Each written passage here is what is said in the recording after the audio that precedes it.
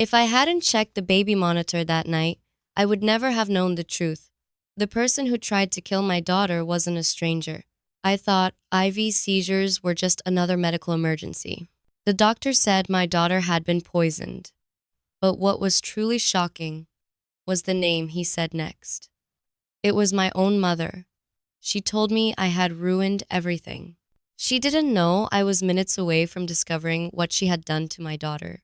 I never thought one text message could snap the spine of everything I believed about family.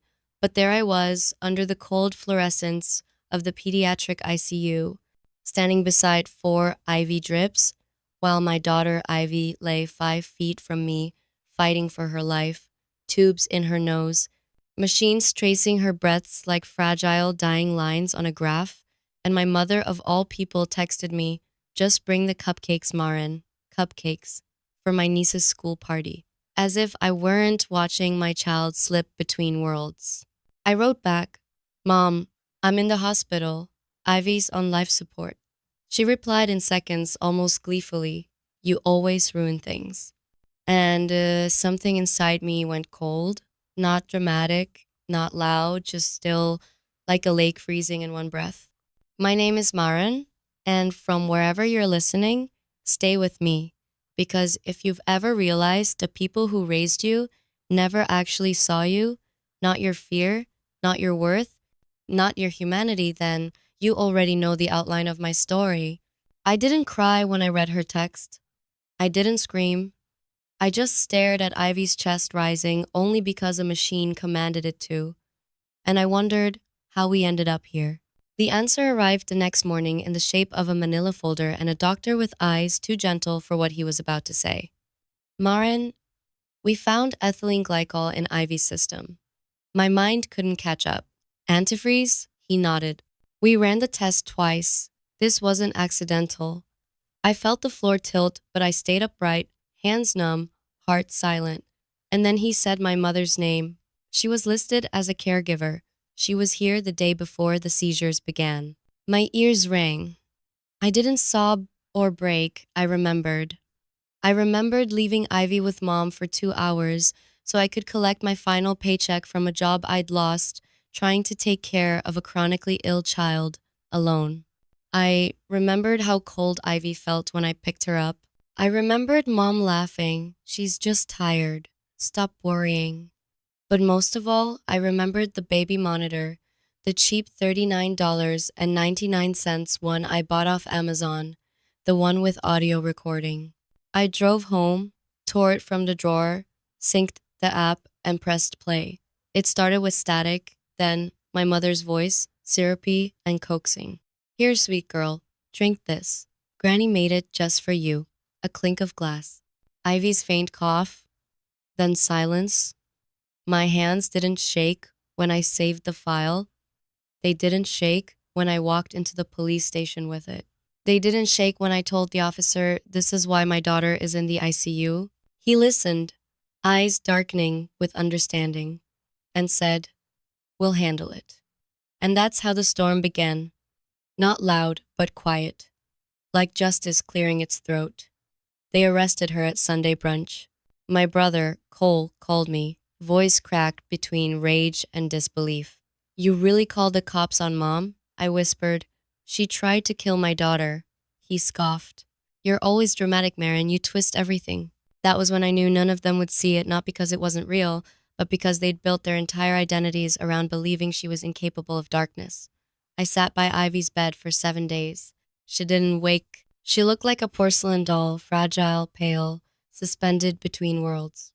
The doctors said she was stable, but couldn't promise she'd ever truly come back. Every night, I replayed that audio, not to torment myself, but to anchor myself in the truth. On day 4, detectives returned. One asked gently, "Do you know why your mother would hurt your daughter?" I didn't want to say it, but I did. She told me Ivy ruined my chances at a real career. That raising a child with epilepsy was like dragging a bag of bricks. She said I'd end up broke with a vegetable for a kid. The detective winced. Has she said things like this before? I laughed, empty, my whole life. That night, Cole texted. We bailed her out. Fix this before you destroy the family. I laughed, really laughed, because he still thought I was the problem. What he didn't know was I had another recording. One I hadn't turned in. One where my mother whispered, if she dies, maybe Marin can live her big dreams. She won't be tied down anymore. She'll thank me. She called my child a burden. That clip was my nuclear option, and I kept it ready, finger on the trigger. Soon, the family army assembled Cole, his wife Harper, Aunt Rena guilt tripping, sobbing, manipulating. She didn't mean it. She's old. Family forgives. You're being vindictive. I let them rage. Then I walked into the hospital lobby and told Cole, you're all blocked. You'll never see me or Ivy again. Harper screamed something behind him, but it didn't matter. I'd stopped listening years ago. The next morning, I called a lawyer. Mom's name was on some of Ivy's medical paperwork from years of pretending to be helpful. I removed it. Power of attorney revoked. Emergency contact erased. Then I remembered something bigger, my father's trust fund. A house and a small account he'd locked away from Mom before he died. I had added Ivy's name to it when she was born, but I'd forgotten something. Mom still had trustee access. My stomach dropped. I opened the account. $42,600 gone. Withdrawn in caregiving expenses. I didn't cry. I compiled evidence, screenshots, statements, transfers, filling a folder thick enough to choke someone. I hired a private investigator. This is financial fraud, elder manipulation, and theft from a minor's trust, I told him. He studied the folder.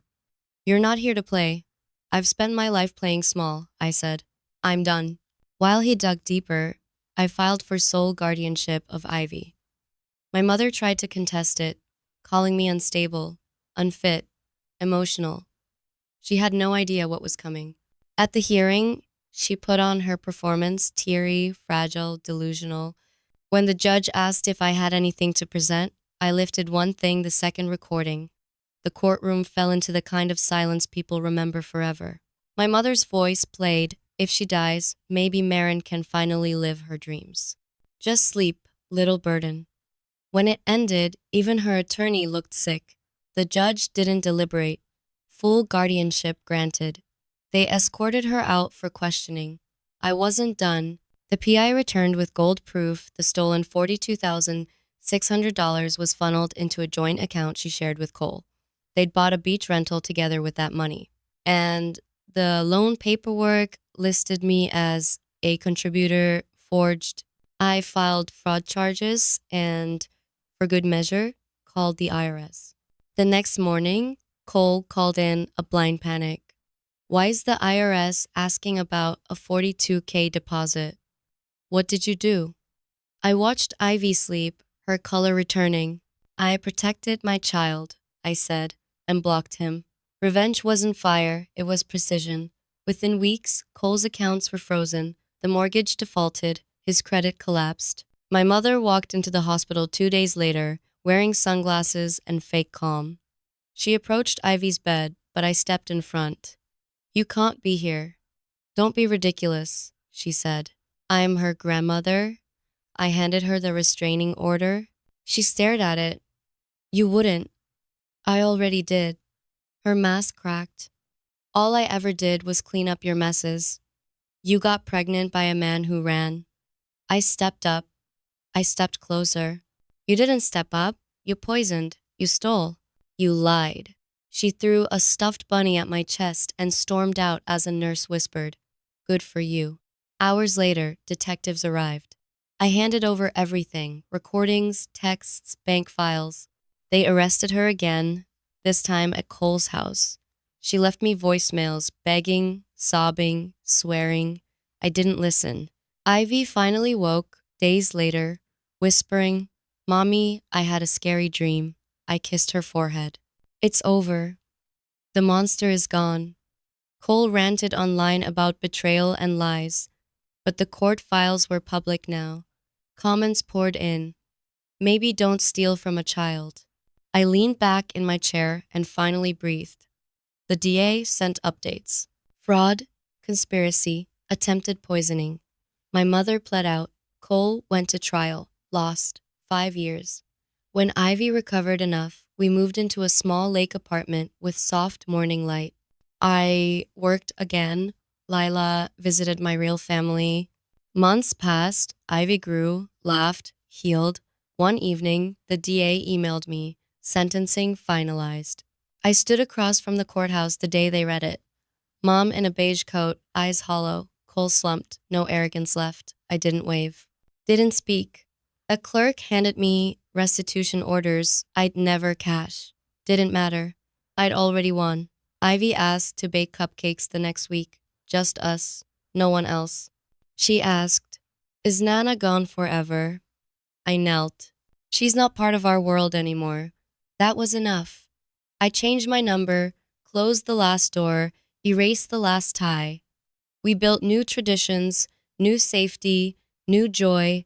Then one day, a letter came with no return address, a photo of my mother, gray hair, prison shirt, hollow eyes, and scribbled on the back, "I miss her. I think about her every day." I folded it, put it in a bag, and walked to the lake with Ivy. She collected pebbles. I dropped the bag into the water and watched it sink, like everything she tried to build her power on. Ivy asked that night, "Why do you look lighter?" I told her, "Because we're finally free. And we are free from their cruelty, their manipulation, their shadows." Today, Ivy woke up laughing. We made heart-shaped pancakes. And I realized this: the greatest revenge is not destruction. It's rebuilding a life so peaceful, so safe, so full of real love that the people who try to break you never get to touch it again.